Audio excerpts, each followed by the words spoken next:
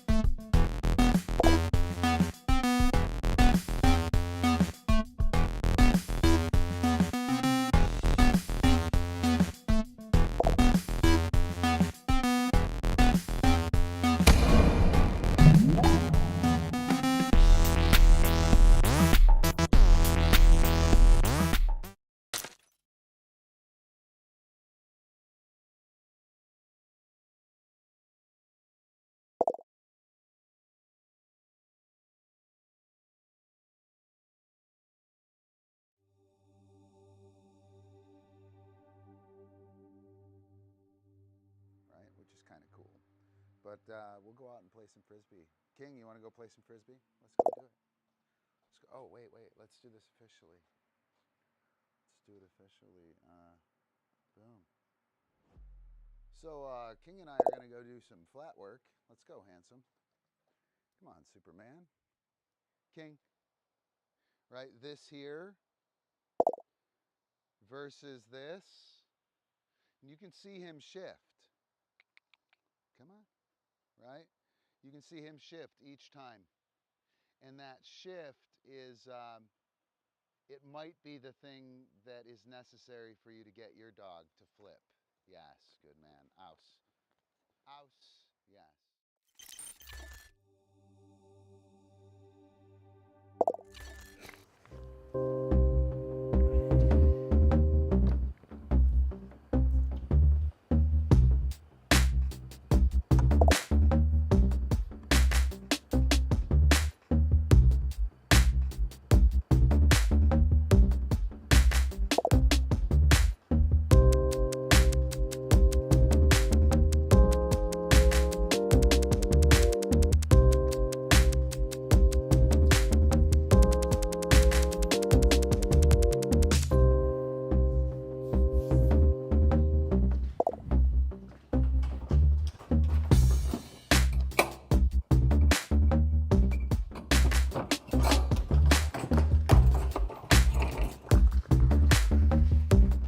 Whoa, they're crazy, Epi. They're crazy.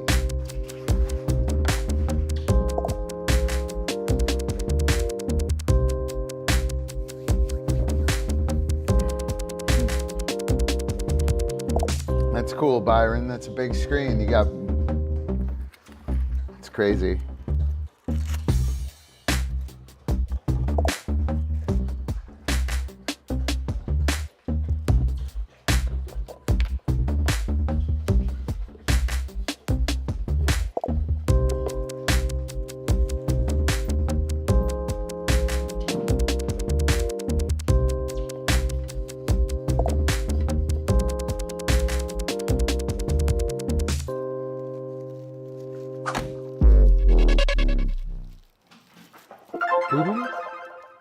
Easy, guys. Go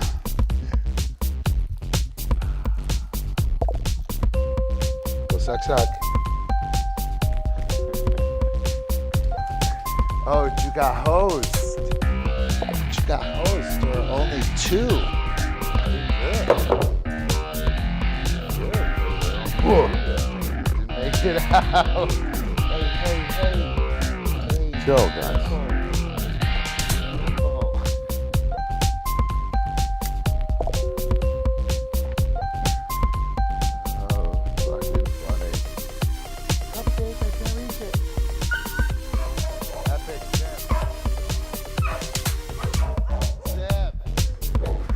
Easy. What? The truth is in the left hand. Cupcake. The truth is in the left hand. Yeah. Whoa, King-a-ling, that's crazy. Come here. Look at it. Off. King. Yes. No, dude. Come on. Off. Off. So we'll go off. Good man.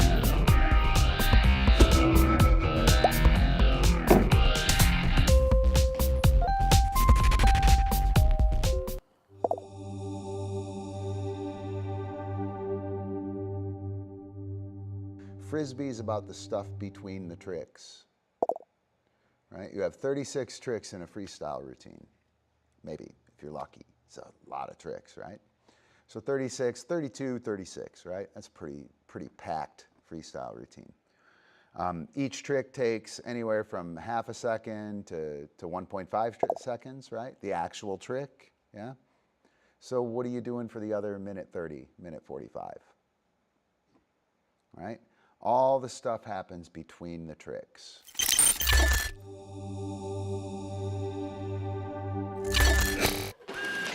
Go. Doing flip. Good. Ouse. Go. Ouse. Yes, we call this a penmanship demonstration. Ouse. Epi's penmanship test, 2nd grade. Yes, good. Ouse. Through. Yes, ouse. Yes. Badass. Go. Through and flip. Good. Ouse. Go. Ouse. Yes, ouse. Up. Ouse. Good. Right there. Yes, good. Good. Ouse. Through. Yes, ouse. Yes. Badass.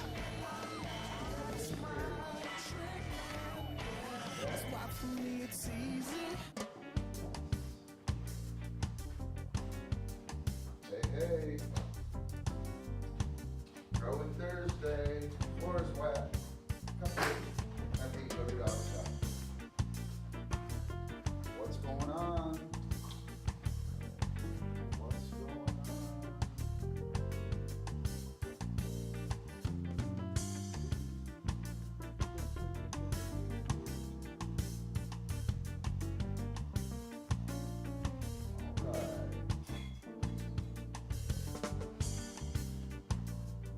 Yep, good to see you, Ace Hogan.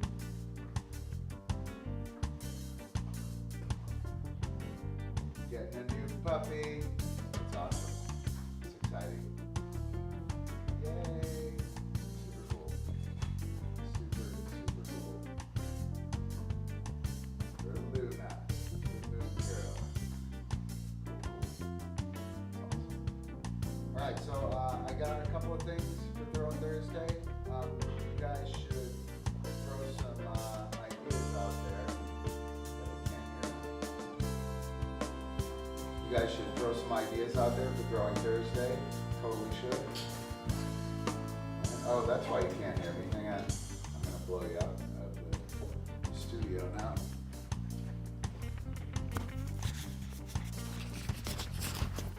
All right. Whoa. Don't want to clip. Take it down just a little more. Excellent. What's up, Cupcake? What's up, sweetheart? All right. Well, we've been doing all kinds of stuff, Ace of Hogan. You missed it. You missed out. You'll have to go back and go through them. I've been doing kind of quite a bit of theory. Look at King. He's like fucking coolest dog in the world. What's up? I don't always look cool like this, but when I do, it's on the live stream. Right? Super cool. Hey. Easy. Yeah, there's a bunch of them. We started up middle of March, maybe. Epi, stop. You don't need to be, go to dog stuff. Leave me alone. Yep, been doing a lot of theory though. So we've been doing this thing, where's the trigger, right? And it's a pretty cool exercise, for real. It sets up a situation where you give the cue, and then you give the trigger sometime between 1 and 3 seconds. So you cue like through, and then you open your legs and give the cue, right? And what happens is the dog processes the cue before they trigger. So they're essentially constructing an abstract reality that you tell them to actualize when you open or when you fire the trigger. And it's awesome because the dog really does abstractify the situation. And I've found, and so has Byron and a bunch of my students, that it really clarifies interaction. And it provides that question, that provocative question that we seem to get in our training, the people that work with me. It really trips that. And it's pretty cool, man. I'm pretty excited about it. We're putting together a philosophy. Patrons, right? Patrons, oh, wait. There is no try. Do not talk over Yoda. Whatever you do, it's bad karma. So patrons can join us in one of the groups. We have a philosophy group. The phenomenology of play is what I'm calling it. And we got a few games that are set up, and they're not games like, they're games that allow you to play. They're not games that you play, if that makes sense. It's not just a couple of games. How cute. Epi's gonna play with Cupcake. Yay.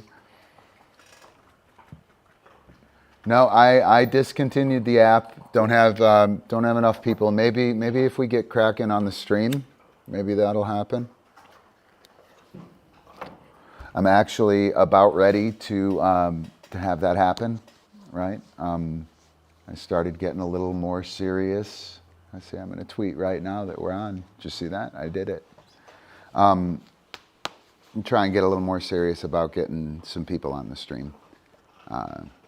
A lot more people are watching it after the fact, which I don't really care. I mean, I love that you guys are here, but I don't need a bunch of viewers. I would rather have. I'd like to have 100 viewers, kind of thing. That would be terrific. I don't think I'd want to get any bigger than that, though, if that makes sense. So, but I'm happy to get views after the fact. They're long streams. They're deep. They're crazy. So that's cool.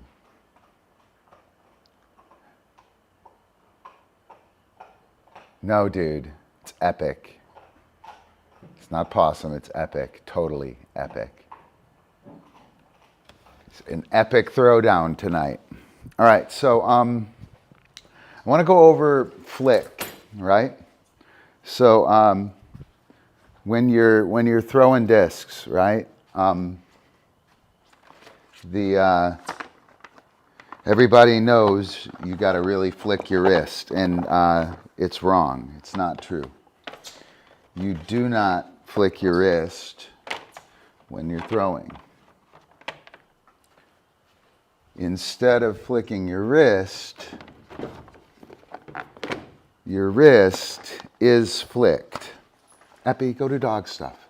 Come on, we'll put you up here so you don't kill anyone. Come on, Epi. Up, chill. Oh, I need to, hang on, I'm gonna put some weights in that. Do do do do do, but do do do do do do do.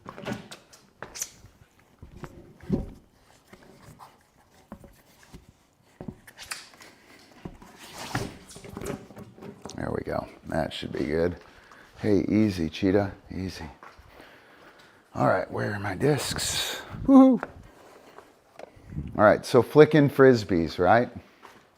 Everyone's got this idea that you have, hey, don't do that. You have this like mighty flick that you do, right? You have the disc and you flick your wrist, right? It's not how you don't flick your wrist. Look how powerful this is. I'll do it hard, right? That's a wrist flick. What we do instead is we stop the arm and let the wrist keep going. Did you see that flick? Right? It's not even the same sport. Right? So we have a loose wrist, we reach back, and we stop the arm. You can see the wrist going. Here's my wrist flicking. It looks fucking weak, right? How about that? Right? Wham! So the disc, you don't flick your wrist. The wrist is flicked. Get your arm moving with the wrist loose. Right? Bang. Okay, so you can get the action. There's action to make a disc float, right? To make it float and hover. There's a return action, right? You pop it out there, you throw 30 yards, and you take 20 off. Boom, it's this return. But what winds up happening if you think you flick your wrist is you do this.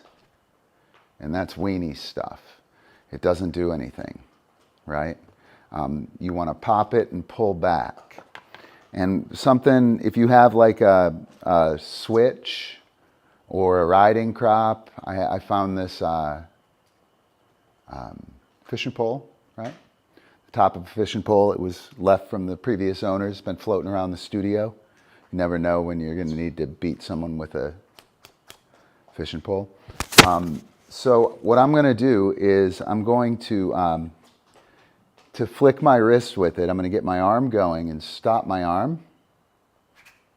You can probably hear that a little bit. I'm going to put the thing there. And when I stop my arm, I can stop my arm in a couple of ways, right?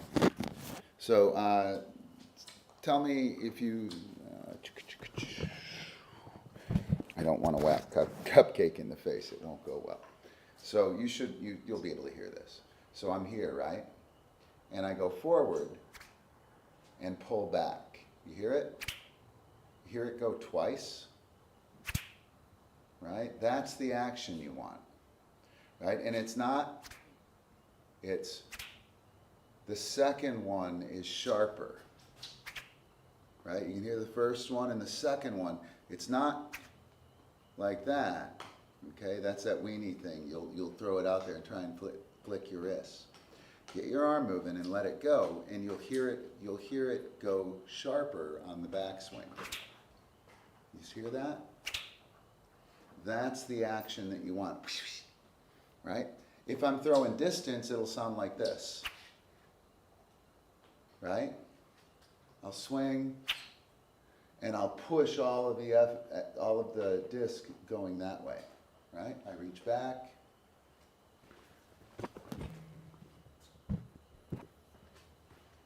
reach back here, right?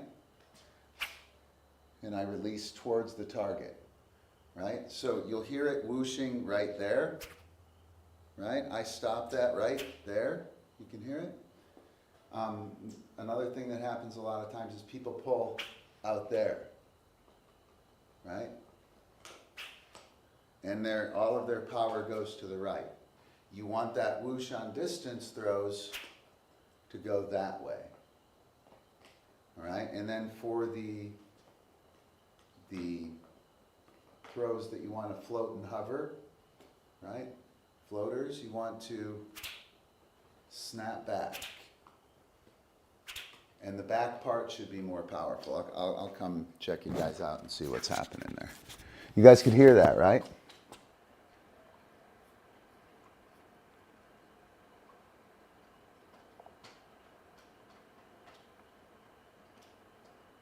I was flicking at it. Oh, that's probably because the whip was really.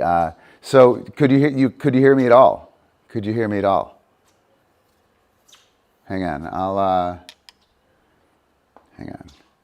Unfortunately, I mean, I should have enough juice in this mic. Here you go. All right, so let me see here. Tell me if you hear thumps? Oh yeah. So I got both mics out. So we'll do this again. Well, I want you guys really to get what I'm saying because it's solid stuff. All right, so I'll do it quick. Cupcake, go do dog stuff. When I want to float a disc and the return is sharper, right? If I flick hard and then come back, right? That is that weenie thing where you're trying to flick your wrist. You want to snap it and pull back harder and sharper than it went out. And it's a loose wrist that does that. You can see I'm not doing anything like this, right? All I'm doing is letting that wrist return, maybe pulling a little bit. And when I throw distance, it's a single stroke, right? And it's a single stroke to the target. I can throw, listen, did you hear that it sounded different, right? Maybe you could hear it in this mic instead of that one. I want that whoosh to that target, right? And a lot of times people whoosh out there, away from them. So we have a single distance, crappy floater, right? Great floater. Pop, pop, with that whoosh, that sharp return on the back end. All right.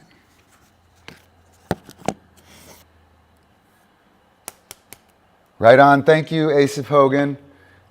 Do you guys get that? Super important. Super, super solid. Like that is how the flick happens. Sage paw. Right? So yeah, the body is flick. When you, I'll set this out here. When you do, go do dog stuff, Epi, go, go, go. Keep going, keep going. Come on, dude. Cupcake, go do dog stuff. So with, dude, go. No, that's not, go. Somewhere else. So the sidearm, right? Go away, kid. You're bothering me. Go do dog stuff. So the sidearm, same thing. Like when I set up for the sidearm, I want a return, right? I want it to come back. So I want to snap and pull back. From here, if we turn backwards, if you just hit your body, it'll snap back on its own, right? So that's that body is flick. Same thing here, right? I'm not doing anything apart from throwing it that way, right? Like throw it really hard and it'll snap and you'll get a chance to feel that. Another way that we can do it is with the push throw, right? You can throw the push throw behind you and listen here. Oops. You hear it? That'll go far. You can actually throw a nice sharp floater and you can get that wrist to flick. So there you go. That's what I got on that right now. Where can I put this? I'll put it out here. I don't know. I'm afraid to leave it out here. Cupcake ate the last one. That was not good.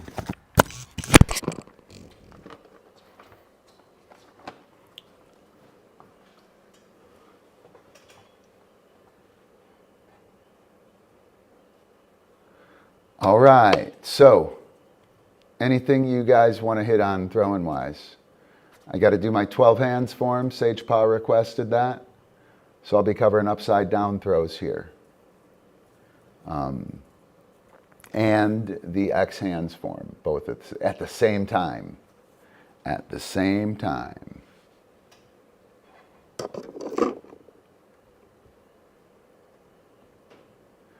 What's up, Amber? Good to see you.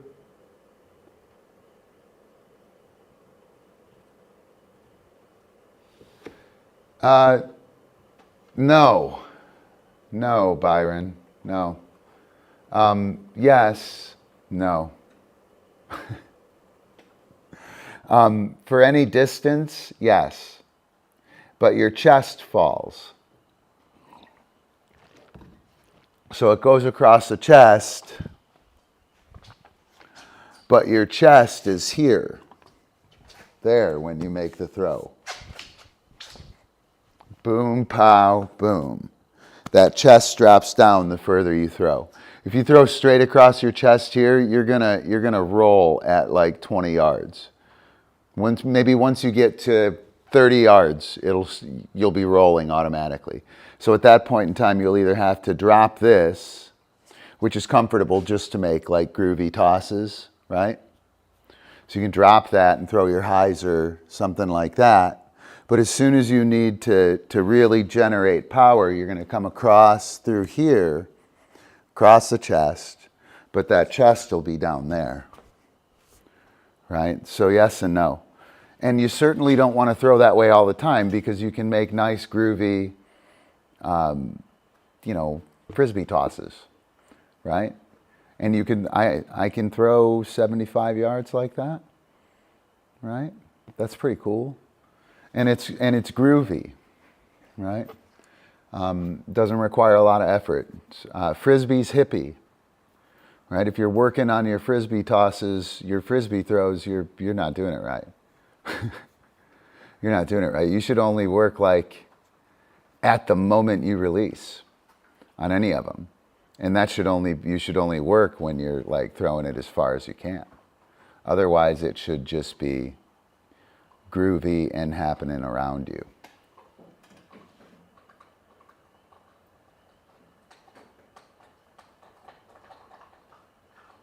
You guys, super cool.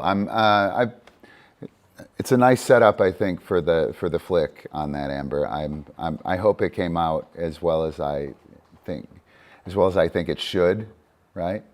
It should be a really good lesson for people. You should hear it really well, and that would be nice. And that idea of the return, that it just is a loose wrist and a return, right? Bang. I'm not doing any kind of flick back at me. I'm just cracking to the front with a loose wrist.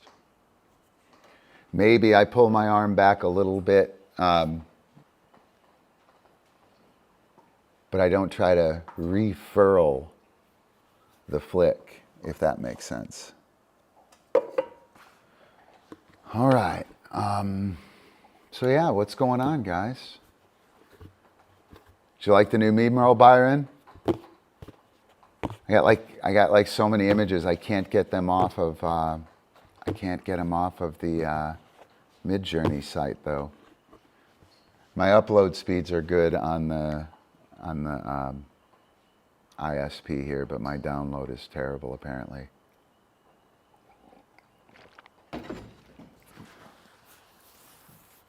All right.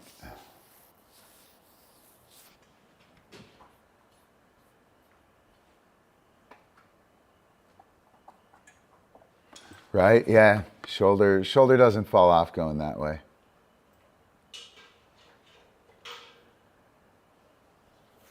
Yeah, well, don't push the flexibility. When the flexibility stops, let it stop. Keep your wrists loose, right? That death grip on the disc, man. The most beastly carpenter guy, right? You know, I've done it with a few guys who I've done you grab that wrist and you flick the wrist, right? You snap it. And dudes who like roof and shit, who like swing hammers with their wrists, they start out, it's impossible for them to be loose, right? But that's just because they think they have to hold the disc. You're holding the disc, it tears out of your hand.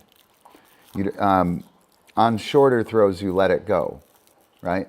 But on anything with a shit ton of spin, like you have a lot of Z's on it, like that flick toss I'm talking about, right?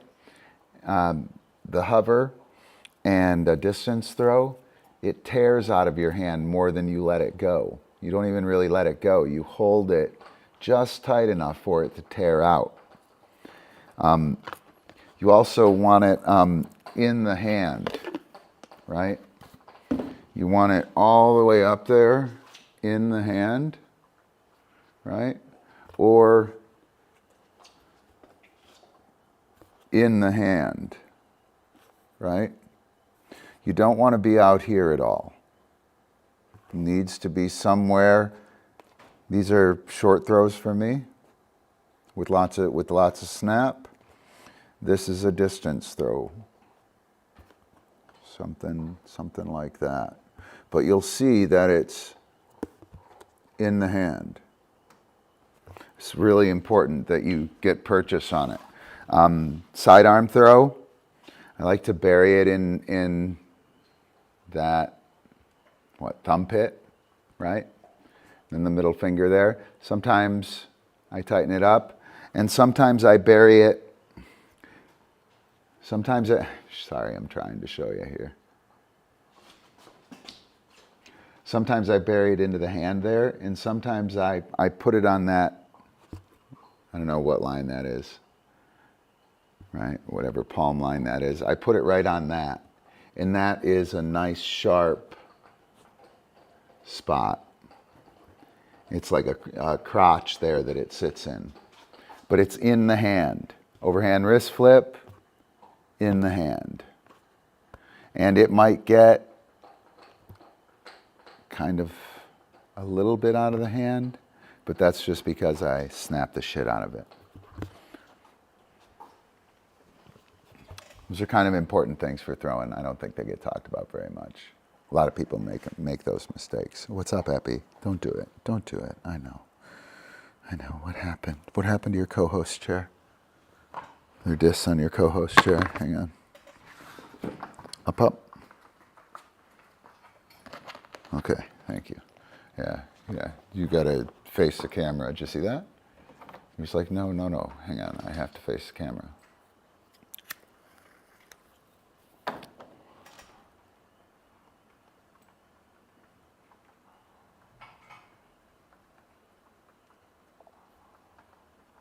He's a good man. Yeah, that would be a dream. That would be a dream. We just won't even talk about that. That's about all I got to say about that. What's up, Coop Cake? Huh? What's up? You. Guys, why are you sucking up so much? King, you got a goopy eye. If you get all the dogs sick. So Swiffer had green eye, and he ran in here and like played with Cupcake for like 20 seconds and ran and jumped on the couch and ran out, and King's got goopy eye now.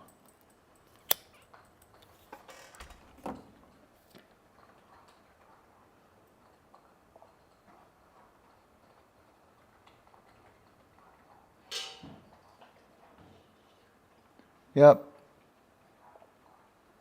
Yeah, it's all about being groovy. So any able-bodied adult can throw 60 yards. Or any able-bodied adult male can throw 60 yards, like not without a shit ton of effort. But you have to have solid technique. Ladies should be able to get out to 50 reliably, like any able-bodied lady if they're throwing it right.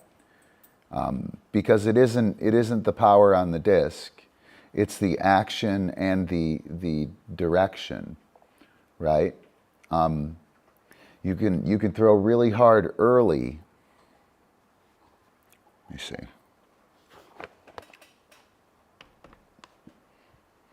You can throw really hard early and have it whoosh like out to the left. You can here and then coast at the finish.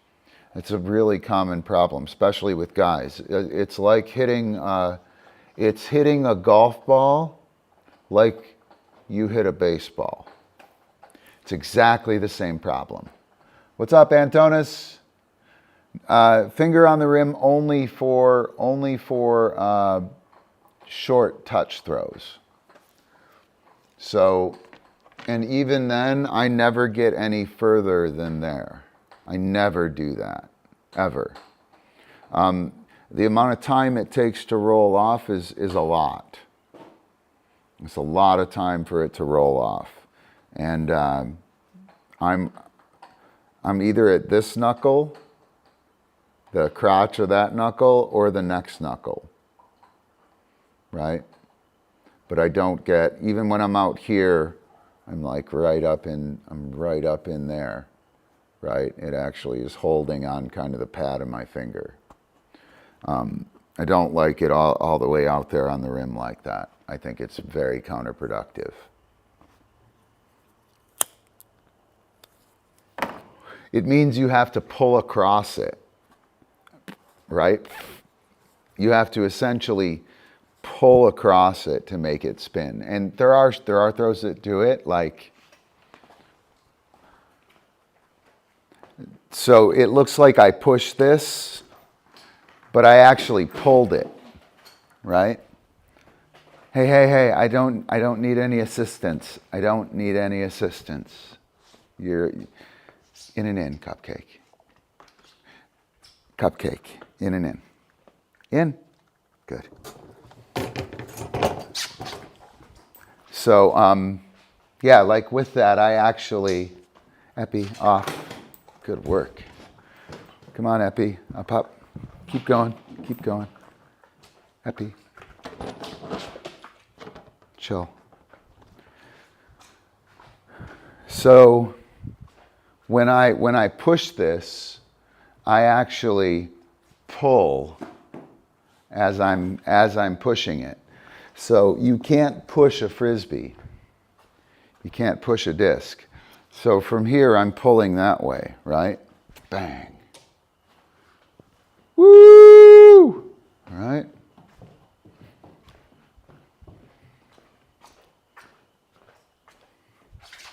So you can throw like that, and there are some throws that do that, right? That one does it, right? So overhand wrist flip floater. Right? I get out here, it hits there, and then I pull that way. And it snaps up. Ugh. But otherwise, not a fan. Dude.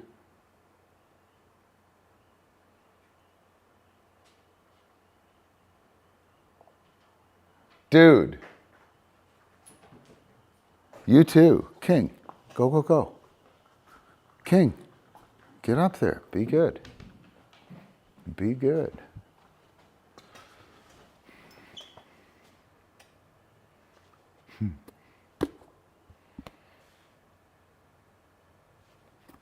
Woo, woo. All right, so what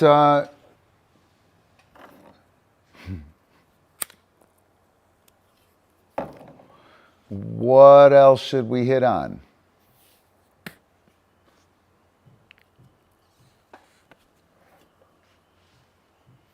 Anyone got anything? You got anything, Byron? Oh, 12 hands form. Yep. So I'll start out with the 4 hands form. I'll kind of lay it out real quick. 4 hands form is a DiscDog form. It's the basic throwing form. It's the reason that we're doing it is to learn to load automatically, to adjust. I'm going to throw backhand, sidearm, switch, push, switch, overhand wrist flip, switch, backhand, switch, sidearm. And the goal is to get competent with loading right away. So I should be loaded before the disc hits the net. I should be shifting and comfortable, hanging out right after that, right? Ready for my next throw, declared in this direction, boom, declared in this direction, right? And I want to do that automatically so that when I'm working on the field, I never ever have to think about it, right? Never ever have to think about it. If I have to think about it, I won't be able to pick up discs. I won't be able to do a bunch of stuff. The other thing that I'm going to do is I'm going to make the throw and I'm going to try and find out where my dog went, right? I send the dog around, I'm throwing over there. This is pretty much a zigzag. The dog catches over there, I switch. I throw over here. I switch. I throw over there. I switch. I throw over there. And that would be a zigzag. I'm doing the same thing with a single net here. Cupcake, zip, last chance. I'm doing the same thing with a single net here. And it's really nice because I make the throw here and that's that side of the zigzag. And then I lose my dog. And then I find out where my dog is at. I pick him up. I make the sidearm to 1. I switch. I make, where's my dog at? I'm to 2. Boom. Where's my dog at? To 1. So we're working all of those skills in the form. That's what the form is about. There's some other stuff we have going on, precision and accuracy, the general quality of the throw, etc. But you're getting all the skills to put right in the game. And that's super important that shit happens automatically, right? So the 4 hands form. This one has rules. So you have a backhand to 2, switch, sidearm to 1, switch, push to 2, switch, overhand wrist flip to 1, switch, backhand to 2, switch, sidearm to 1. Right, and that's the 4 hands form. And my goal was to load quickly and efficiently and make sure that the clockwise throws went to this side and the counterclock throws went to that side. Getting it in the hole is a bonus. Getting it in the hole is a bonus. If I were really training or I were training particularly precision and accuracy, I would want a better performance there, and also the rest of the things that I did would suffer. So we're loading, we're moving, we're finding the dog, we're making the throw. We're loading, we're moving, we're finding the dog, we're making the throw. The 8 hands form is 4 throws of your choosing. Mine are air bounce, flamingo, push air bounce, magic sidearm. And that's 2, a clockwise throw, a counterclock throw, a clockwise throw, a counterclock throw of your choosing. And then the 12 hands form for me, and maybe for everybody, I think it's going to be for everybody. I think it's an important skill. the four hands form except upside down, right? So when you load the four hands form, you load to where you're going to throw from, right? You load to where you're going to throw from. And that load is super, super critical to have efficient. Doing that upside down is a bitch. I haven't done it in a while, so we'll see if I'm capable of doing it. So here we go. I'm going to load up backhand to 1 or to 2. I'm sorry, thumber to 1, switch, push throw to 2, switch, overhand wrist flip upside down to 1, backhand, thumber. And that's a 12 hands throw. What do you think of that, Sage Paw? You got your request. Right hand gathers, left hand grabs, right?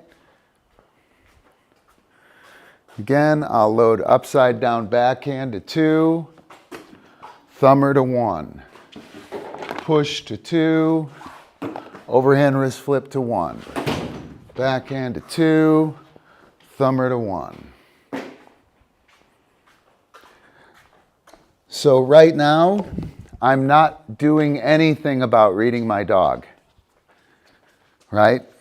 When you're doing the forms, particularly when you're learning or you want to focus on something, you want to actually work on something. I use this to work.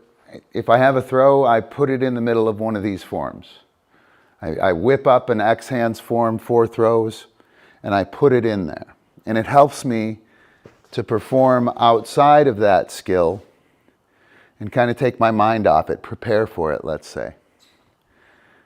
So I've pretty much been focusing just on like loading and making the throw. I'm going to read my dog this time with the throw. And this is important because you don't know what your positions are. Like when I throw a backhand, I know it's over there.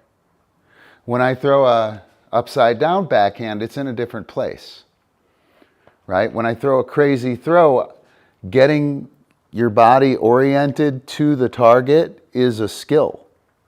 It's the most important skill, right? So I'm going to practice that this time. Right, so I'm going to imagine my dog. I'm going to send my dog around. Boom.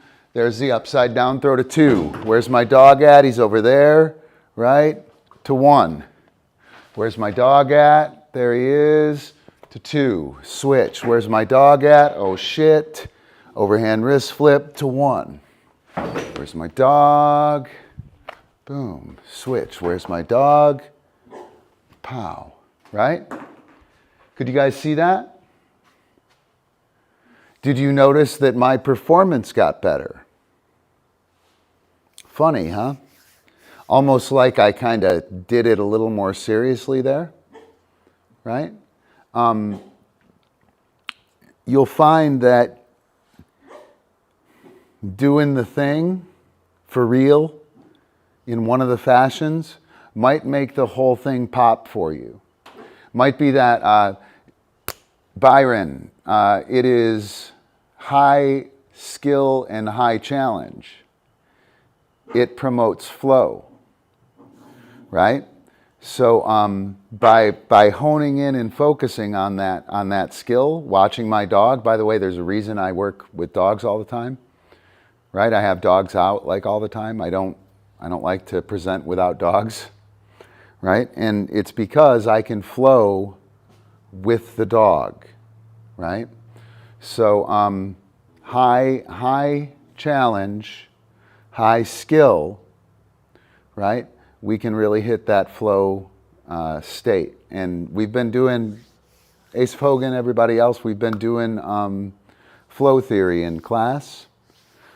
And we've been trying to really match the dog well to the criteria and stroke the game at high challenge, high skill, and to develop flow. So I just thought that was interesting. I felt much more comfortable making these throws while I was on the hook to throw it to my dog. And I was actually reading where I thought my dog would go after the catch. I got a video from DiscDogger Weekly where I do the 4 hands for him.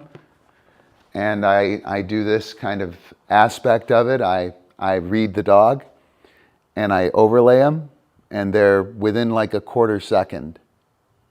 It's pretty freaky, right? You want to do this and imagine where your dog is going to be, right? I make my throw. Where's my dog at? Find your dog.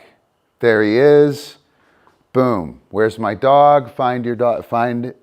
Then make the throw to the dog on the line. That finding your dog is necessary. Your dog is never where you want him, right? And then just imagining the dog's line, what it looks like and where you're going to put it, puts you in a real life game situation. When you go out and work with your dog, you'll be prepared for it. Either it might not look like you did it over here, right? If it doesn't, make it look more like this the next time you do this. If it does, rock on. If it doesn't, read the dog, hit him where you want to catch it. Switch. Where's the dog? Read him. Boom. Right? We get real life, real game situation. So I'm going to throw one more reading my dog. Right? So I'll send Epi around. Boom to 2. Switch. Boom to 1, switch. Boom to 2, switch. Boom to 1, switch. Oops, backhand. And thumber. Bang. Right? I can't throw it, I can't throw the thumber high enough. That thumber would be high to make the throw on the to my dog on the field. I can't quite throw it high enough. I could, but I'd probably take out some lights. All right, I think that's about it on the 12 hands form, and that is all of the hands forms. We have I just call them X hands forms. There are 4 different throws, 1 clock, then 1 counter, 1 clock, 1 counter. It's essentially a zigzag, but we don't work the zigzag, we work the form. And that's super important. I'll do one more. I'll try and focus on accuracy. Right? Boom. Backhand to 2. Thumber to 1. Push to 2. Overhand wrist flip to 1. Gosh darn it. Backhand to 2. Thumber to 1. Right? Not very good. Not bad though. Not bad. I should have put a bunch of them in. The upside down throws, this one here, super, super nice. Very, very reliable. Very reliable.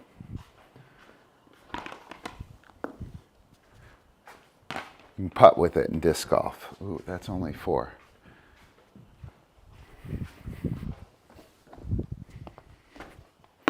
What? Oh, I should have put music on. Oh well, I'll remember next time.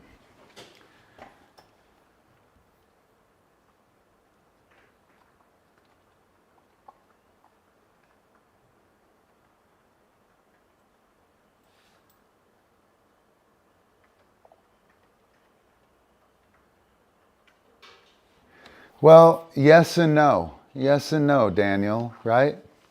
So you definitely want your dog to catch a disc, but when you're learning a new throw, reading the dog and pigeonholing yourself into throwing to the dog, not good. Not good for you. And then throwing shitty throws to your dog can make your dog a better catcher, right? It could also make the dog, comfortable with missing, right? And never able to believe or trust that you're going to put it somewhere. So check this out with Cupcake here. I'll pull it up.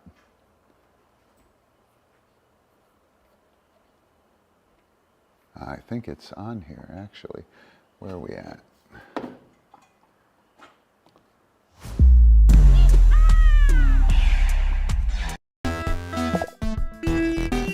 Funny, funny. It wasn't supposed to go there. It was supposed to go here.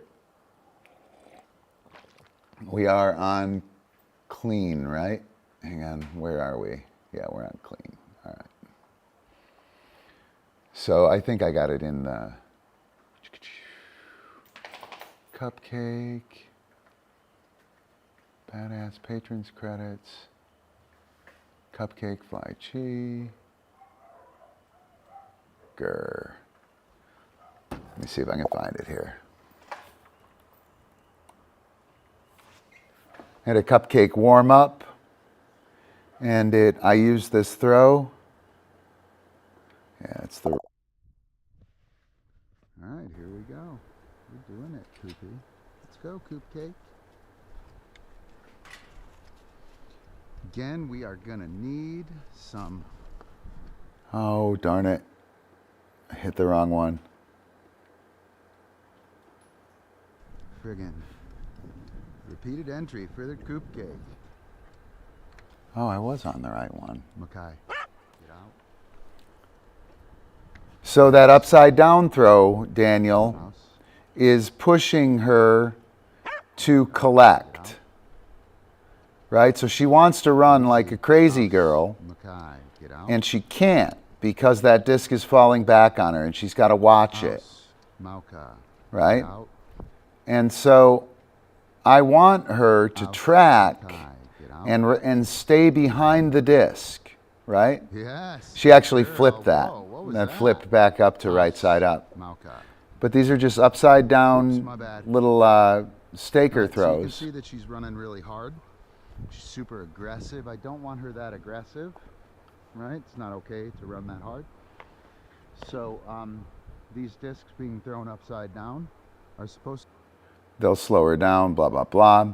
So Daniel, I want the dog to perform with some thoughtful work very frequently. Makai, get out. And I'm going to mark collection when I start to see it.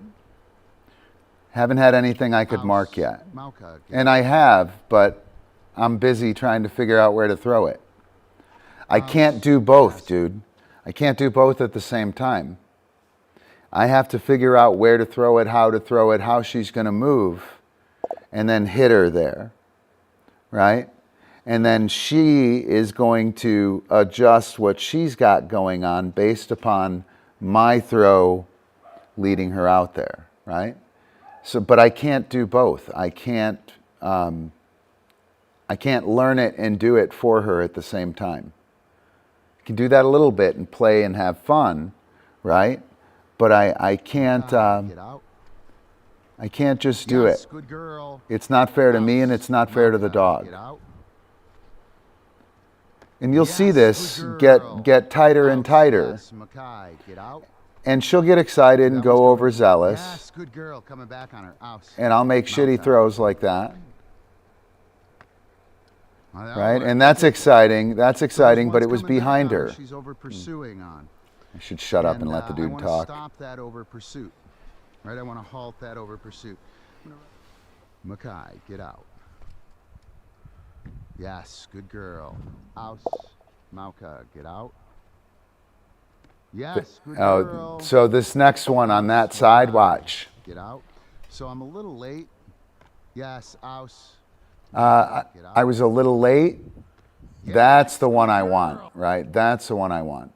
So I was a little late here, right? Which puts her into a flipping situation. Don't think I haven't bookmarked it for later, but this is the one I want. I bookmarked that. This is the one I want. Did you see it? Yeah, that's the one I want. And with this, I can teach her how to do that. If I throw a bunch of shit, right? Like if I throw the kitchen sink, all the crazy town shit, it's everywhere. It's a upside down. I want to put it right in the sweet spot so she leaps for it. And I want her to create the leaping habit. And right now, she hasn't leapt a bunch, but she's only done this twice. And she's learning how to do this. Yeah, and I'm terrible. I'm late because I was doing a shitty job with my ex hands form.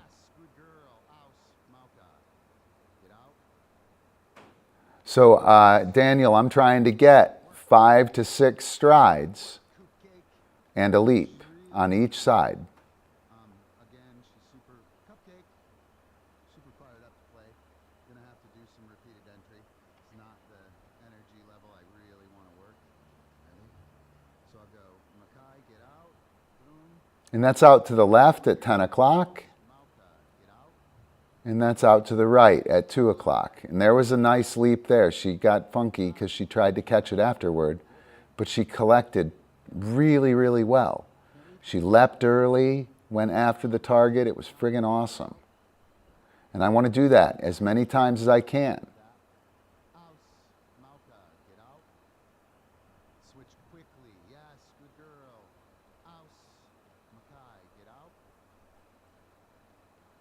Right? And it's just keeping pushing her back, making her read the disc. The upside down throws, they sit. I demonstrated this a couple weeks ago. I'll show you again. They get going and then they sit down, they stop moving forward, and they fall back on the dog. And it makes the dog stay behind the disc and track, right? Boom and pow. No, I don't want that one. Gosh, this thing sucks. I want that camera. Not this one. Come on. Where is Cupcake? Oh, probably not on the Wi-Fi. Nope.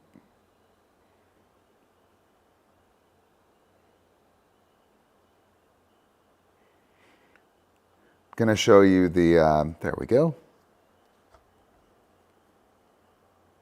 Where is the Cupcake cam?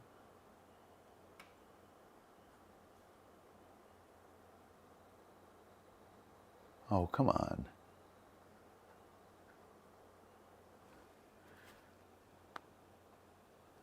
Got it now? There we go.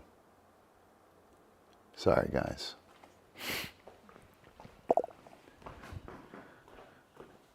So,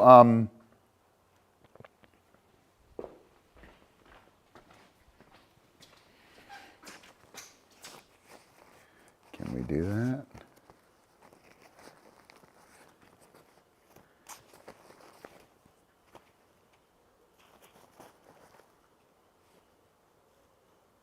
Where's it going to sit?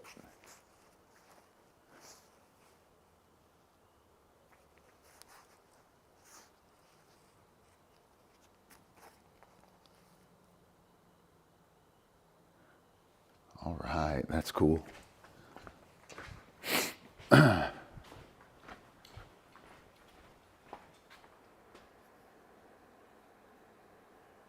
Boom. And I will boom and switch. Yes. All right. So the upside down toss, when it gets there, it stops. So it's going fast, and then it dies right there. The camera stay? Oh, yeah. Right? So I'm going to throw it to the 1. It'll be stage right. Right? And when it gets out there, it dies. Sorry. When it gets out there, it dies. Right? I'll go to 2. I'll go to 1. I'll go to 2. I'll go to 1. Right? And I can drop it right in that hole. Right? Drop it right in that hole. And the dog starts chasing it, and it goes out there. It's curving this way. The dog's like, sweet, it's over there, and then it curves back. And the dog rocks back. And that teaches them to stay back on the disc. And if they stay back on the disc, they can't over pursue. Right? They can't over pursue. And that'll set them up to jump. And anyway, Daniel, all of that is a roundabout way of saying, yeah, you should throw cool shit to your dog, right? You should totally throw some cool shit to your dog, but you know, you don't have to. Or you shouldn't feel like you have to. And if you only do that, you miss out on this stuff, which is super important, right? For safety, for effectiveness, you know.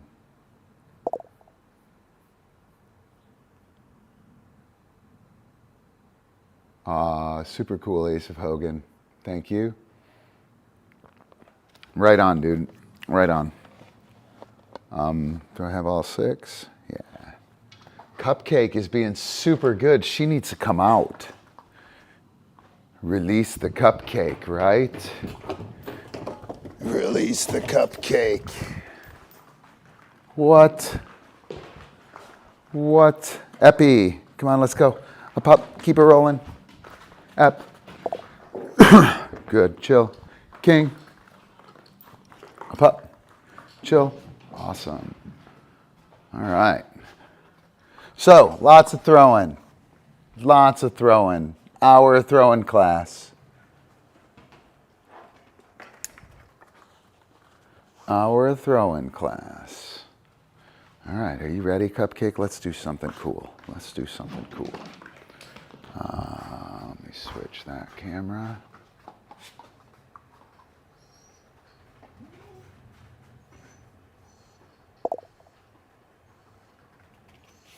Boom.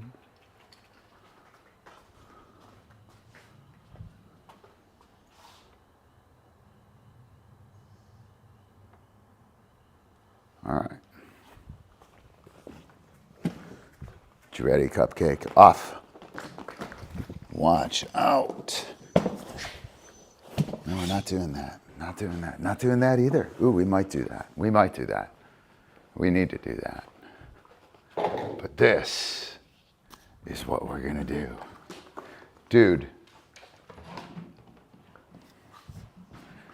All right, are you ready? Wait. Hoop. Yes, good girl. So she's been hitting me with her feet. You can see that, right? Cupcake. Wait. Hoop. Oh, come on. You can do it. Epic, please. Wait. Hoop. Boom. Hoop. You can do it, Cupcake. Hoop. Yes, good girl. Scared her. The reason that I like this, she's been hitting my arm, and I don't really care about it. Like, I really don't care. It's actually kind of cool. There might be a hoop vault in it, so I don't really care too much. But in order for me to get a catch here in a hoop, or a catch in a hoop, she's got to avoid my arms. And I like to use, Cupcake, wait, ready, hoop, boom. Yes, good girl, a hoop for that. This really makes her go through. She doesn't want to hit that. And I put it right in my arms, right? And so it's a really nifty way to, wait, get a dog to go through really well. Hoop. I'm going to do, where's the trigger? Boom. Yes. So when I give her the cue, she reads the distance. So we were standing at this position, right?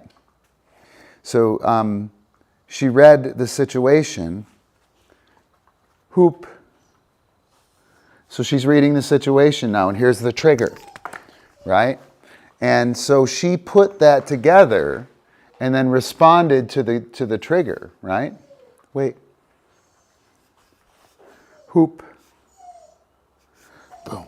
Oh, I know. That was crazy, huh? Let's see it. Let's see it. Can you do it? Wait. Hoop.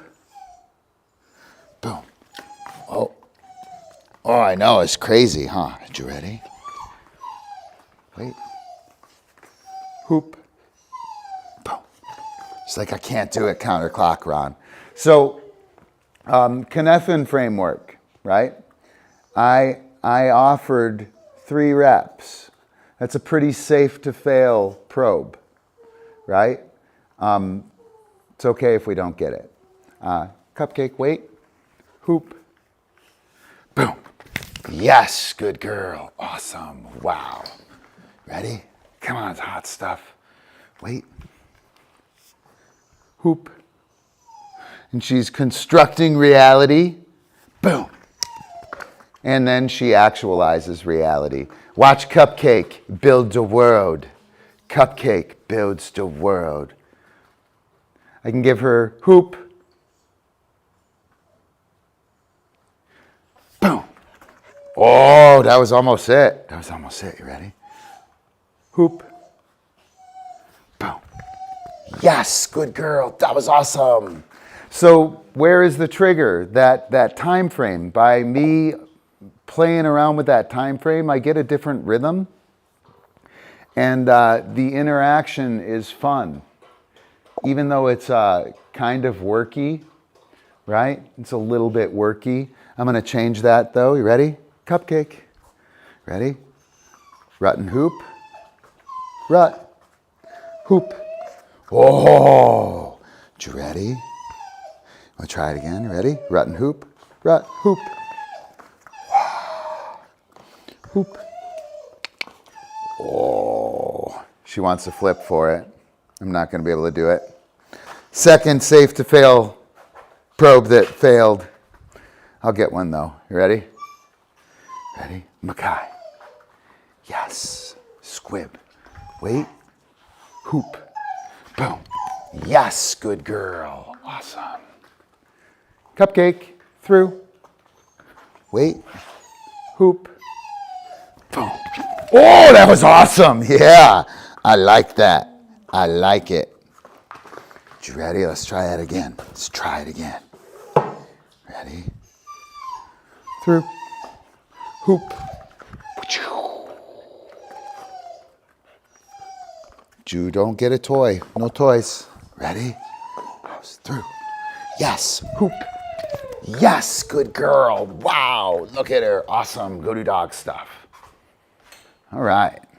So a little hoop action with the coop cake.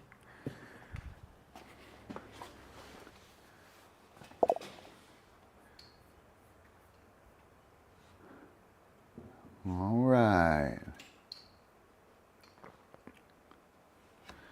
The little yellow thing is here, yeah. Hey, hey, hey. Epi, go, go, go. Keep it going, up, up. Yes, good job.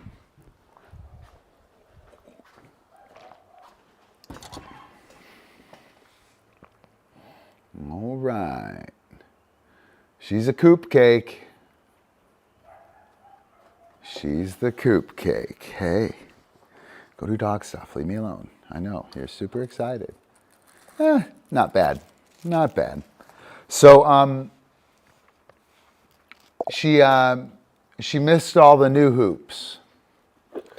And I actually thought I would get the Rutten hoop. But she shouldn't have thought that, actually. So she needs through and twist. So that's probably what I'm going to teach her. That's probably what I'm going to teach her. Hey, hey, hey, what did you snag? Give me that. You can't have that. You can't have it. Can I have it? I can't reach it. Thank you. Dude, yes. Hey, go do dog stuff. Epi, go. Keep going, go. Dude. See, just takes a mean dude. Hey, leave it. Go do dog stuff. She's rotten. She's grabbing my camera, cleaning thing. But yeah, I'll do through and twist. It's a complex or a compound setup move, and it's one she needs to know. Yeah, totally, he heard that. He likes that trick. So, dude,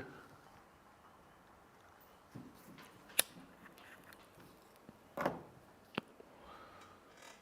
right.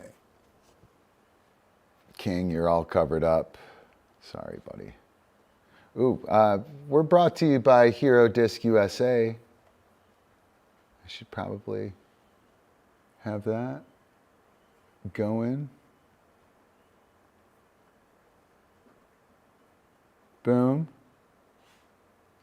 Need to move it though. Hero Disc USA. Cupcake is a proud member of Team Hero.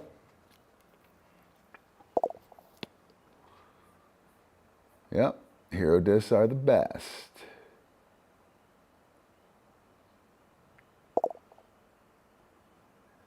"18 months.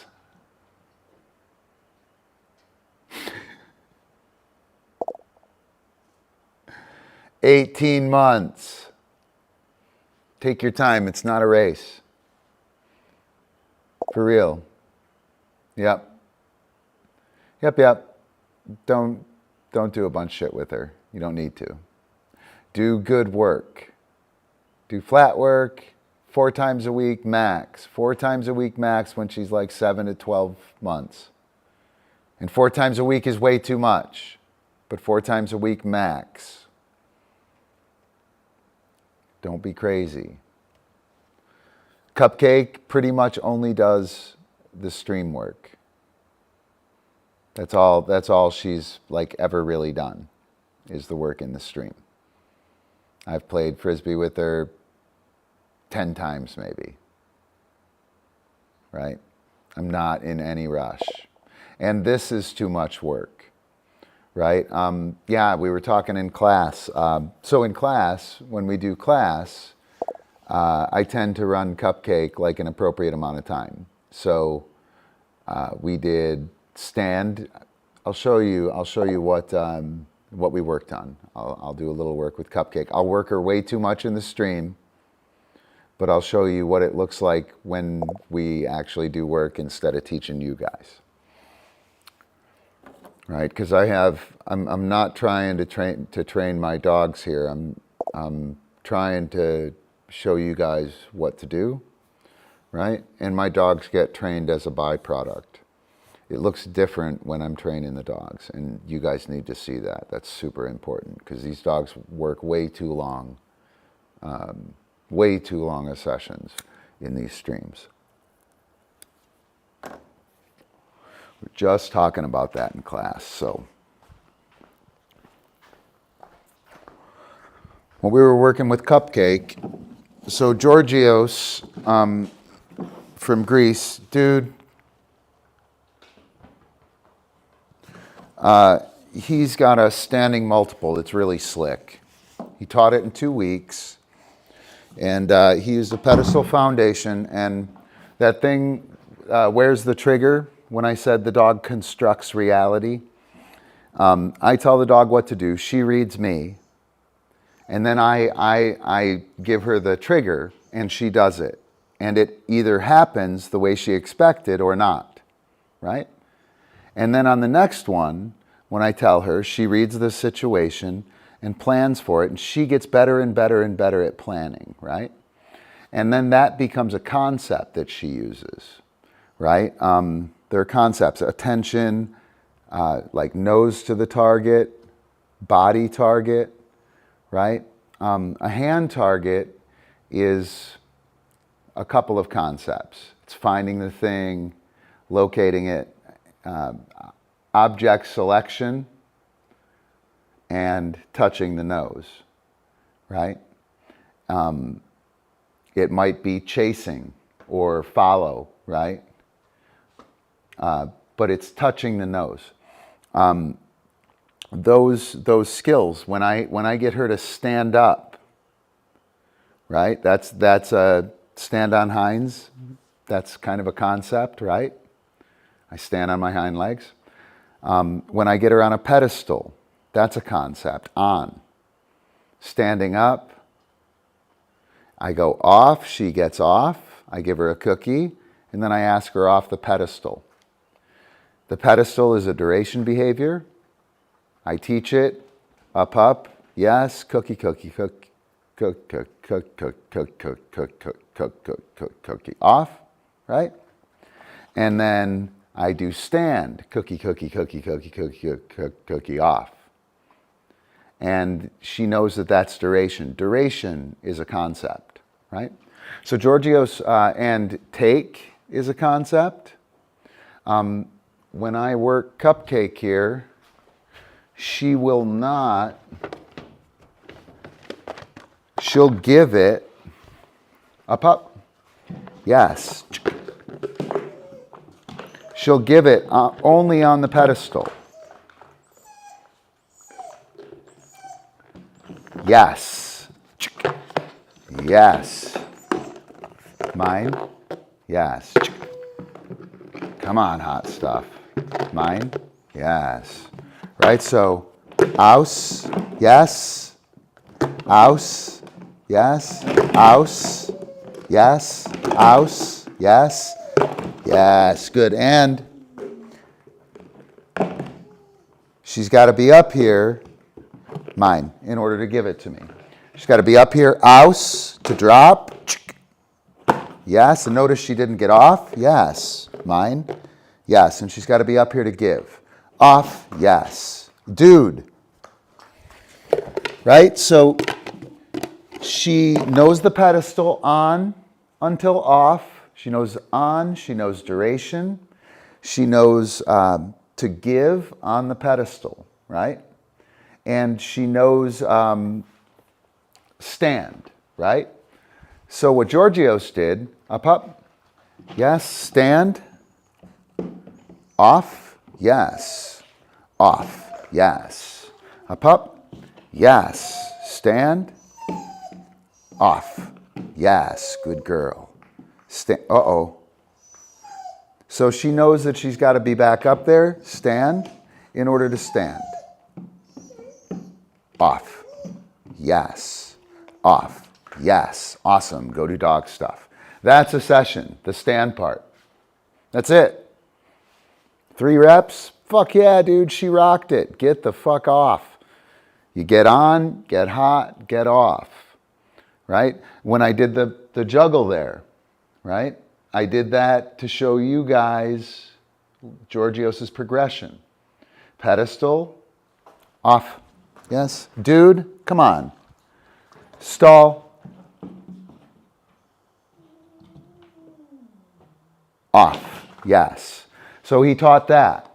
He taught it as up, wait. Uh-oh. Wait.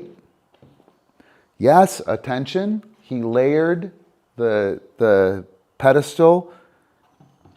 Yes, with attention. Off. And he got the off. And then he layered up, yes. The pedestal with the hand target. Yes. Off. Right? And then he did up, yes. Juggle. Off. Yes. And if she dropped, he waited for her to give it. And so she has to get up there. And off. He taught stand here. Dude. Off. Yes. Right? And he wants to do a stand with the juggle on his feet.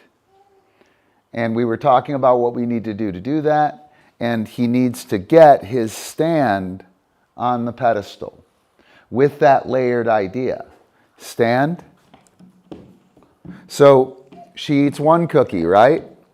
She eats another cookie. She eats another cookie. She eats another cookie. She eats another. Off. Yes. Off. That's each disc, right? So he got cookie, cookie, cookie, cookie, cookie, off, which taught the duration. He got cookie, cookie, cookie, cookie, cookie, cookie, cookie. Off, which taught stay up there. You get more cookies up there, right? And then he taught her to only give while on the pedestal, during the duration on the pedestal. When he did the juggle with the stand, when she drops one, she goes, oh shit, my bad. She drops down and picks it up. When he was learning, she would catch it and go down, and he would just hold his hand up, and she would come up and give. And he would give it right back to her, and then she'd give, and he'd give it right back to her, and she'd give, and she'd go down, and he'd just stand there. She'd come up. So she came up to the stand conceptually, right? You guys follow me? We didn't like make it happen. You can do it. You can throw it to them and hold them up with their give, and throw it to them and hold them up with their give, but they don't know anything, right? And Georgios has these skills. This week, Georgios was like, yeah, I want to put it on my feet, and we talked about it. And, you know, he's going to do it on the pedestal, and then he's going to do it on the ball, right? So I want to try a give here. Nice. So while the dog is standing, cupcake off. While the dog is standing, you can layer it with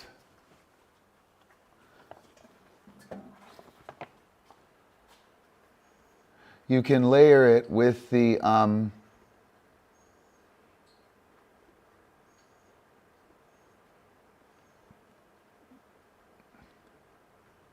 hang on.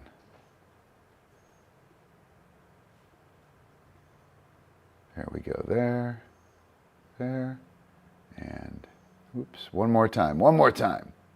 We can layer that with eye contact, okay?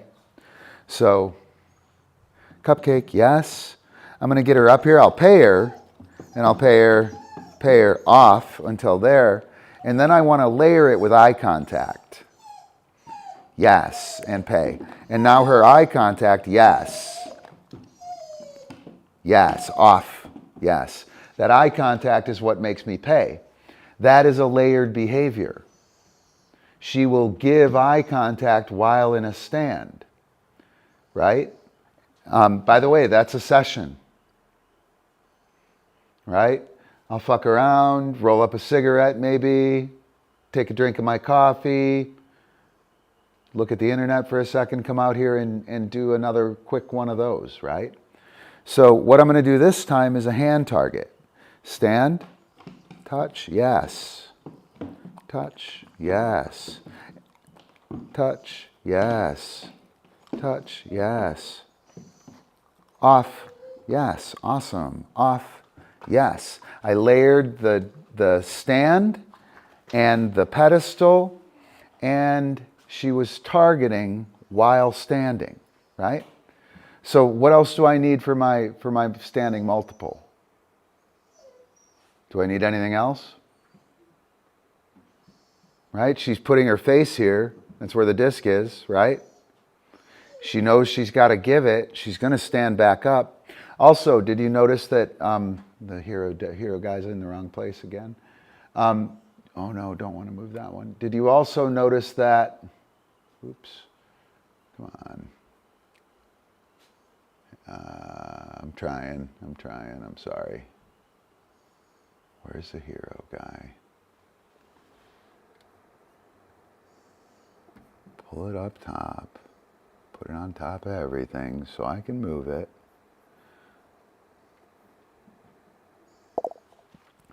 So when she was standing, she went down, right? But she has to be standing to target, so she got back up. And then I paid her up there. And then she stayed up there and targeted. I paid her. She targeted. I asked her off. And then I paid her. She'll get paid for off, for eye contact, or for a hand target if I offer it. And she'll stand up. Pretty soon she will. She'll stand up until I tell her off, or she gets the opportunity to do one of those things. You guys follow? Super cool, man. Ready? Stand. Touch. Yes. Touch. Yes. Careful. Touch. Yes. Off. Yes. Good girl. Off. Yes. Awesome. Go to dog stuff. Wow. Super terrific. So that is, that's how I'm going to teach. She'll be doing a standing multiple in 3 streams next week. Next week she'll be doing a standing multiple, right? And Ace of Hogan, I won't have played any frisbee with her to do it. I won't have run the shit out of her, right? And keep in mind, she's 13, dude, she's 13 months old. And she's just getting introduced to this, right? And she's super tiny. She's done. She's done.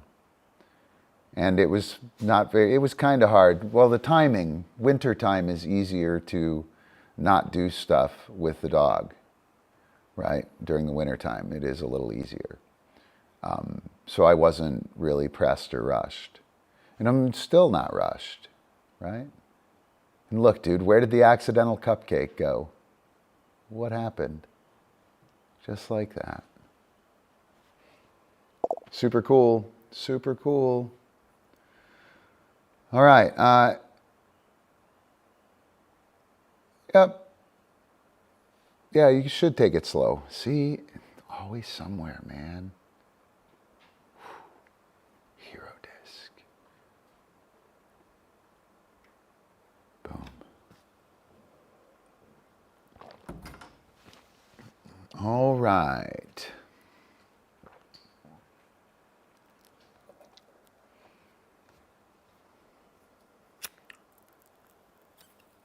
I'm going to have to put a limiter on Ace of Hogan and Sage Paw. You guys are crazy in the chat. Drop on stand?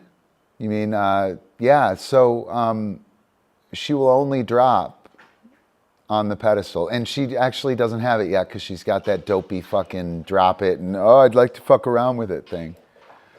There's a multiple, we'll probably do that tonight. There's a multiple on the pedestal in her near future. For sure.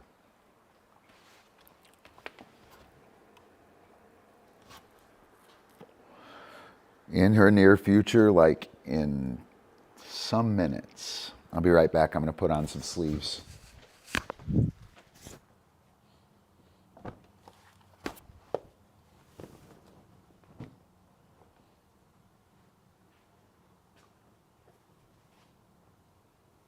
What? I know. Epic off. Good man. You're terrific. Yeah, good work. Go to dog stuff.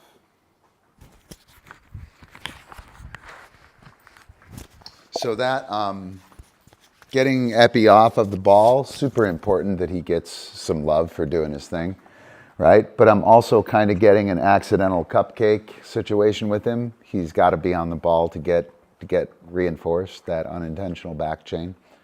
And it's not fair, you know. Yes, good man. I like that, Epi. I like that. It's not very fair. He shouldn't feel like he has to go up there all the time. I feel bad for him. He's so loyal. The guy's just totally fucking loyal. Spin and twist with stand is great. Cupcake, step behind the dog while you're standing. King, up, or Epi, go, up. Come on, dude. Do your job. Chill. So while they're standing, after you get eye contact, right? Yes. You can here, easy, cheetah, and just step behind, right? And then you can step this way, and they'll turn around. So here, and you can just turn there. Yes. Yes. Off. Yes. Good. Yes. Good girl. Right? It's kind of nifty. Stand. Eye contact. Yes. Pay her out here. And pay her here. Off. Yes. Good girl. Whoa. Ready? Through. Yes. Hoop. Boom. Yes. Good girl. Awesome. Go to dog stuff. Wow. Super terrific. Whoa. And again, that's like a full session. I'd do 3 of those and we'd be done training for the day. Or for the session, probably. We'd probably do something else that day. Right? The other thing that's super important, and I haven't hit on it, I did a session with a buddy of mine. He's a client as well, but he's a buddy of mine, and he's got this really awesome Otto. He's the German Shepherd from last summer. We did some work, or 2 summers ago, something, I don't know. I think it was 2 summers ago. Holy shit. Cupcake, dude, get out of the crack. Get out of the crack. It's one fucking piece of kibble. Suck it up. So Otto, long story short, Otto needed to have a tune-up of behavior, and I went and did like a in-house personal. I haven't done one of those in a long time. Pretty awesome. But we rocked it and smashed it. What was the fucking point?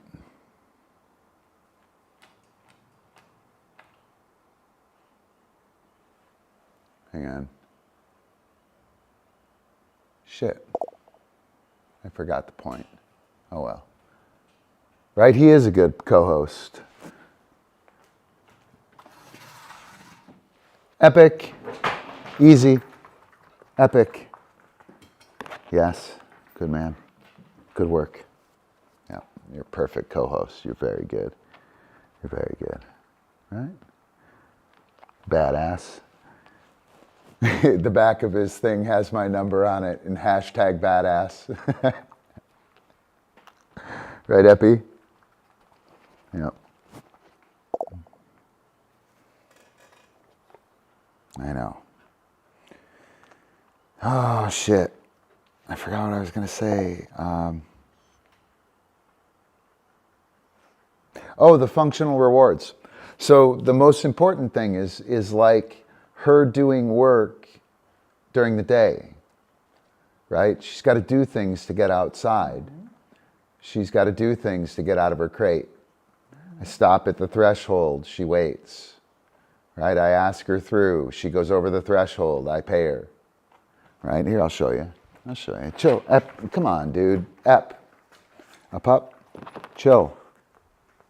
Chill. So I'm going to make a threshold here.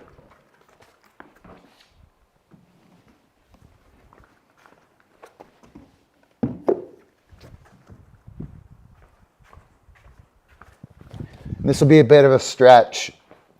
We don't have a bunch. She's pretty much only done the doors, right?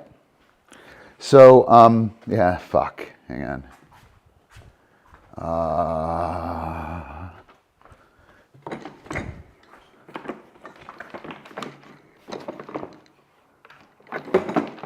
Don't do it. Don't. Yes, good girl. So I walk up to the door. She gives eye contact. Yes, right? Yes. I grab the door. She gives eye contact. Come on, that's not it. That's not it. Yes, I pay her, right? She gives eye contact. Yes, I open the door a little bit, right? I get the door open, and then, yes. And then I ask her, in and in. In and in? Yes. And now she's on that side, and I'll pay her. And I'll keep her on that side. Again, yes, she doesn't know this as a threshold yet, right? But what will happen is, so that's there. In and in, that's here, right? Doorways need to be here and there, not the portal to fucking awesome. Yes. In and in, yes. Oops.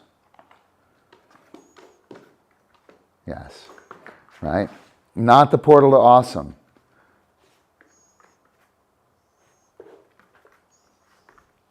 Right? And I'm not going to mark that. Just going to pay her while.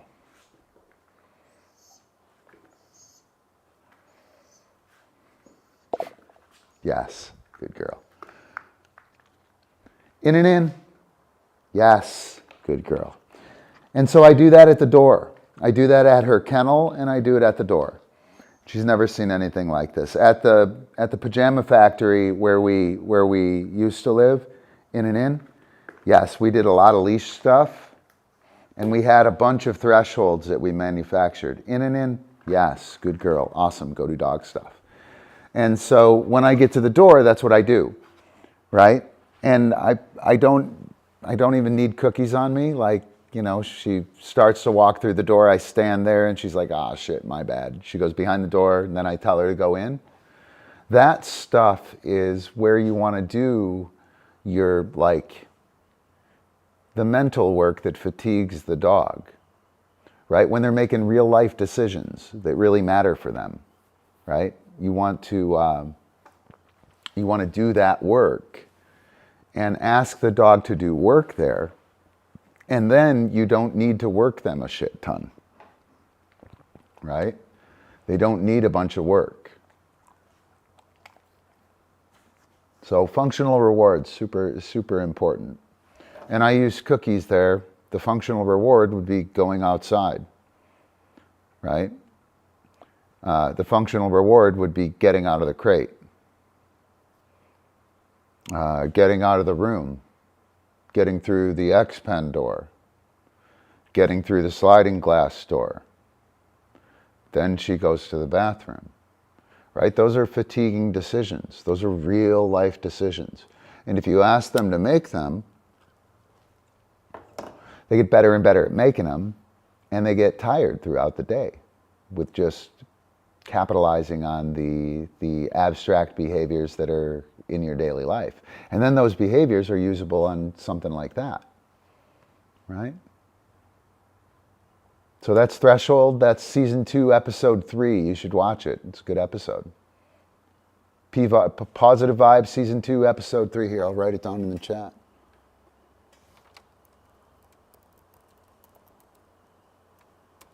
S2E3. Right there. That's what you want to watch. That's a Threshold episode. 2012, I think, or maybe even 2011. It's crazy.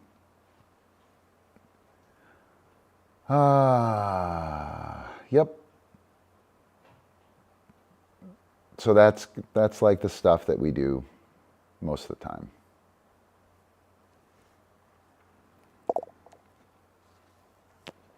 That's what keeps us busy. Oh, the Threshold one? Getting lewd out of the kennel?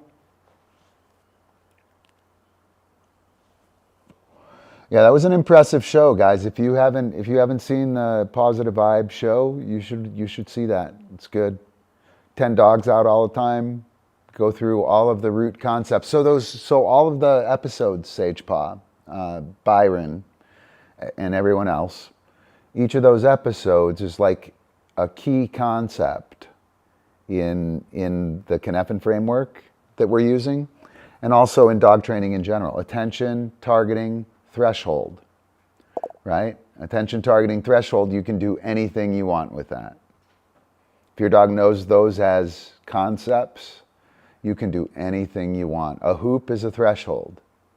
A hoop is a jump and a threshold with a target. A vault is a threshold with a target. Like attention, trigger, target, threshold. And the dogs know it in that manner if you teach it in that manner. That's what we're doing right now in class. And we're learning how to do that while playing a game rather than trying to teach them shit. So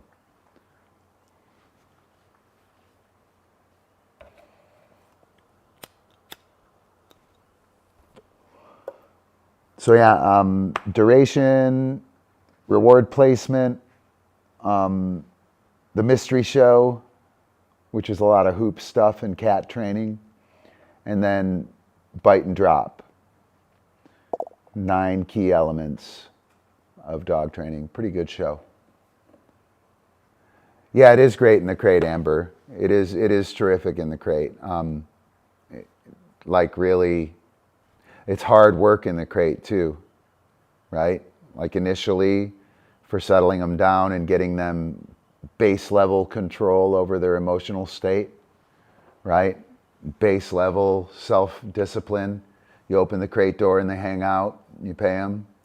And I know Susan Garrett has crate games, but she's like actively training within that. The thing that I took from crate games that I like is paying in the back.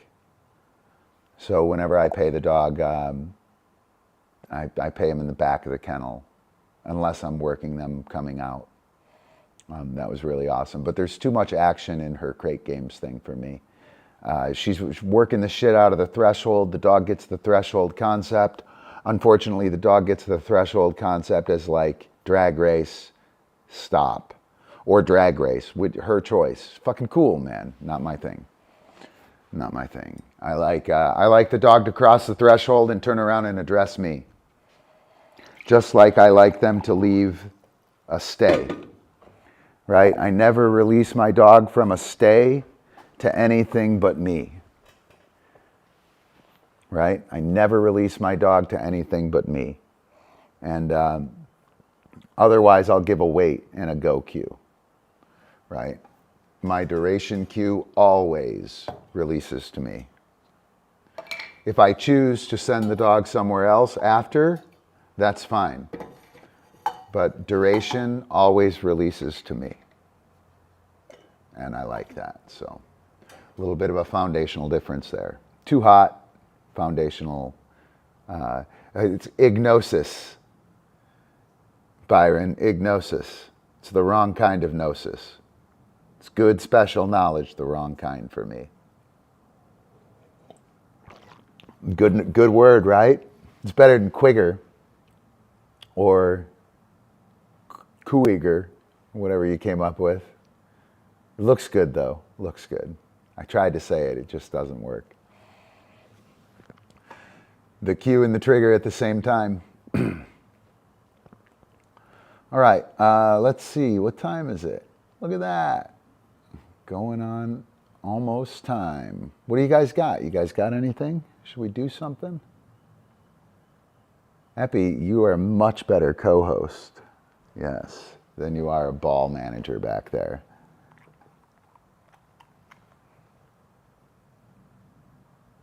Cupcake, cupcake, yes. King, yes, good man. Wow, awesome. You guys go do dog stuff. Good man, Epi. You're the man. You're the man. Don't eat anyone, Epi. You can see him looking down like, motherfucker, don't make me come down there and kick your ass. Right? So I will. If I get frustrated, I will come off. I will fly down. Like, yep. Yep.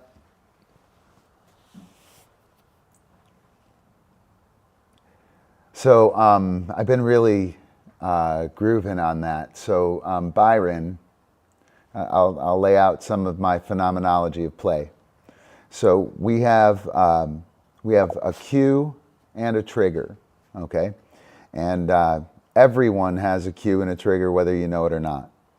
You usually don't know it until you're a top shelf obedience person, or your dog, you have two cues that sound the same and your dog goes on the beginning of your verbal. And at that point in time, when you're at a super duper high level, where precision is an absolute fact, oh buddy, King is rubbing his eye. Gonna have to put some goop in his eye. Where you're at the absolute apex of performance, where the precision matters, or when you have something that conflates easily, or when you're playing Frisbee and you want your dog to do it with you. We have this, it is an absolute necessity that we're triggering together, that I trigger the dog. If I don't trigger the dog, then I have problems in my vault, I have problems in my over, I have problems in my flip. I can mask those problems, but they're always getting away from me if I don't have a trigger, right? And it isn't until you get tight enough in terms of precision that's required that you realize, oh shit, there is a trigger. And you don't, because you only have a cue, right? So, you know, you do sit versus stand, right? And in that case, the trigger is the end of the word, right? And the dog stands. Well, I didn't say that. I was saying circus, dude. You've seen people work that, right? Where you have to change the cue. And that's essentially ensuring that the skill is triggered at the right time. If you don't have a trigger, the dog is triggering the skill.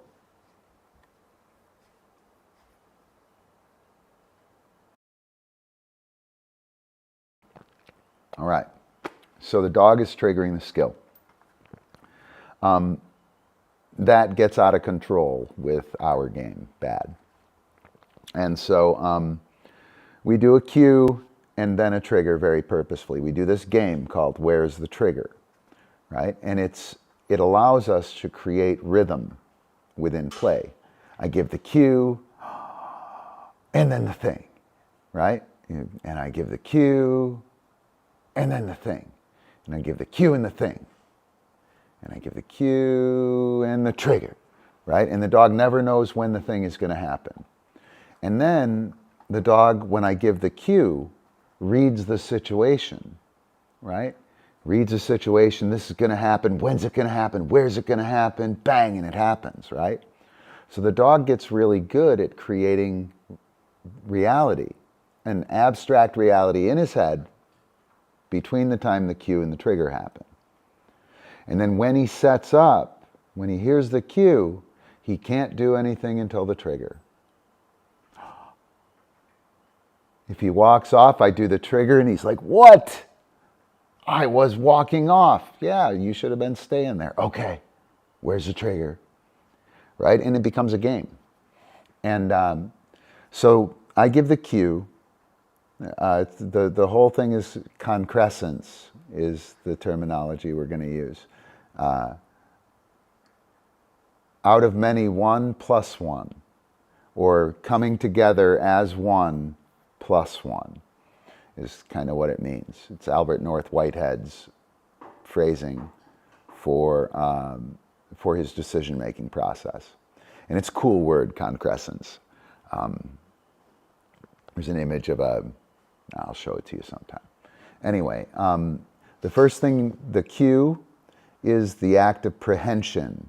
The dog grasps what's happening.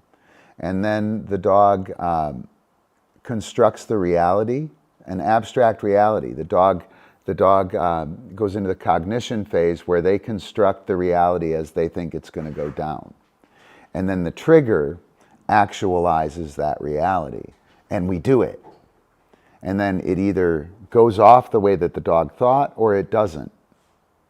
In which case we load up and try again and the dog does a better job of predicting reality, right?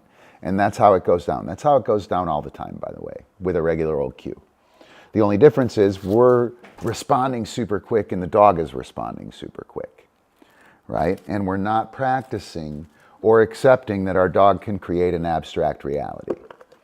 And it's really awesome, man. I'm super stoked about it. But it's concrescence. We have prehension, the cue. The dog grasps the concept that's in play and then constructs the reality to do the skill, right? I think it's going to go down just like this. He's standing to his left. We're obviously going left. Where's the hand target? There it is. Bang. And then we go, right? And the dog sets it up and plans, creates a little abstract reality that either matches with what he expects or doesn't.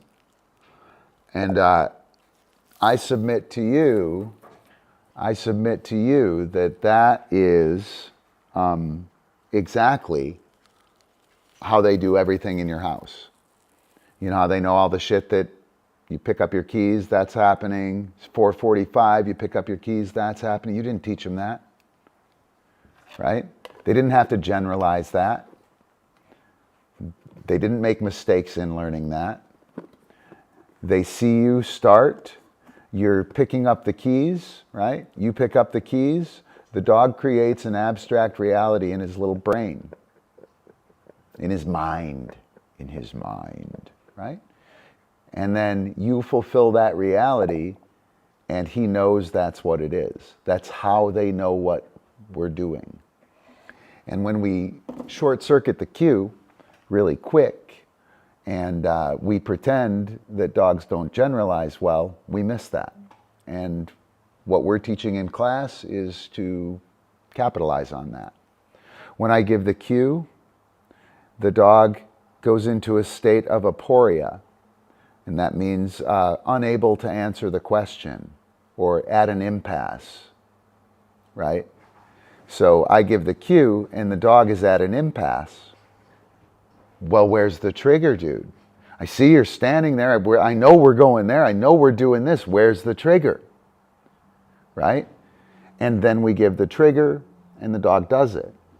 In philosophy, that moment of aporia is very useful for the same reason, because it forces us to really think about what's happening.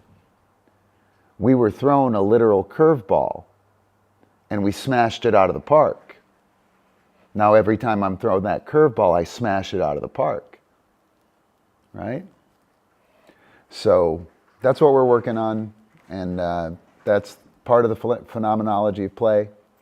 We're adding flow theory as well. You heard me talking to Byron about matching the skill to the challenge, right? Yeah, we're doing some cool shit. Patrons get...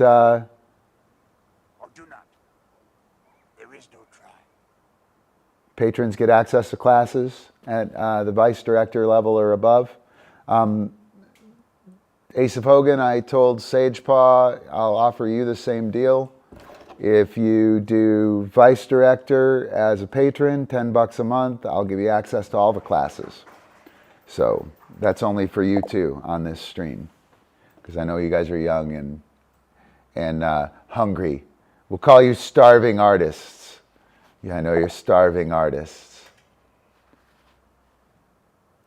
Yeah, totally. Even better because it's like the pitching machine is throwing you the throw, right? It gets to the point where, like, you own that pitcher. Oh, Phil Jory, man, that son of a bitch. He had the fucking juiciest curveball in the world, and he fucking made me look silly with it all the time. I'll never forget that. Never forget that kid, man. Yep, $10 a month, join class, hook up with us on Tuesday, Wednesday, Friday. So you can become a patron, support the show, set up the, get in class, get other goodies. By taking that link right there, right? Patrons at the $10 vice director level get Disquando class. That's the main class we have. We meet Tuesday and Friday. Tuesday at 1 p.m., Friday at 6:30 p.m. We do a cookie class on Wednesday afternoon. I might be adding another evening. I'm not sure.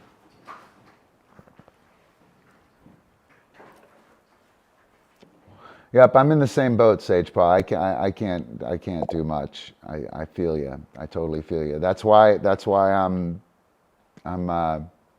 sweetening the pot. I can't put you in for free because it's a lot of time and quite a bit of value, actually, to say the least. But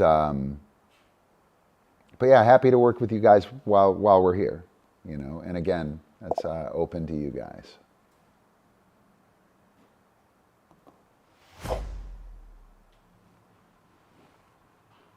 What are you doing? Right? You do it. Do or do not. Where is it? Do or do not. There is no try. Right, right. All right. So, did you guys see the Darth Epi? Perhaps you think you're being treated unfairly. All right. So what else? What else we want to hit on? You guys want to hit on anything? Anything else we need to talk about? I know, right? What's too quiet? The sound effect? Perhaps you think you're being treated unfairly. Oh, Yoda's too quiet. Hang on, I can fix that. Let me see. Do or do not. There is no try.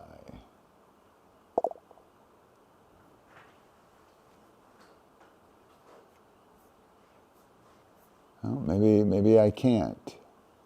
Don't think, feel, do. Don't shit on the field, Epi. Hang on. Yes, Epi, don't shit in the field. Ep. Super funny.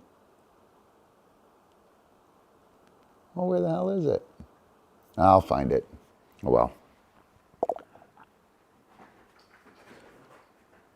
All right, so I guess I'm going to take off. I'll play us out with the new meme roll. I didn't get the patrons thing done. I should have it done by Philosophy Friday. Philosophy Friday tomorrow. It's going to be a banger, dude. We are going to knock it out. We're going to talk about some crazy shit. We'll lay out that concrescence idea, that 3-stage decision-making process with the 2-part trigger, with the duality trigger. Fuck yeah, guys. It's rocking. He's fucking funny. All right, so play us out with meme roll number 18. Maybe.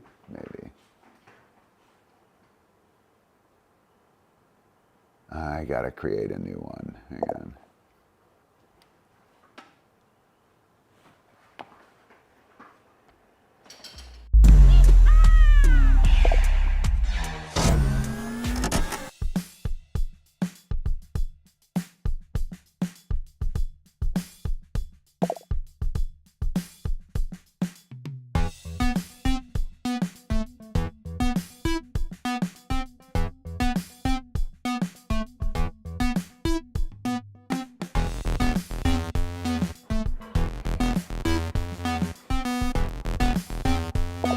Hang on.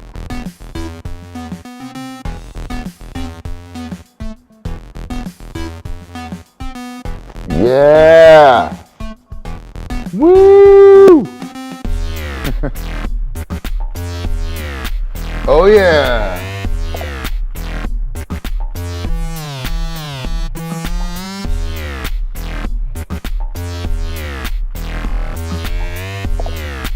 So bad at grip links, man.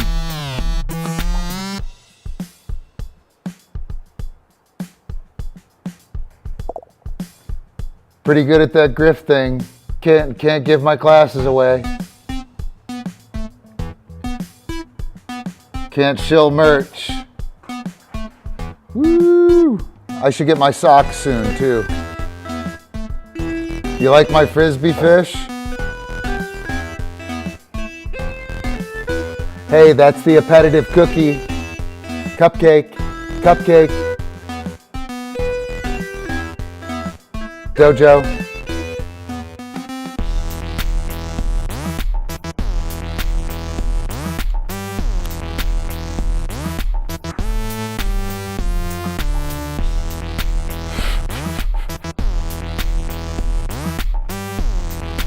Right, Jeppo.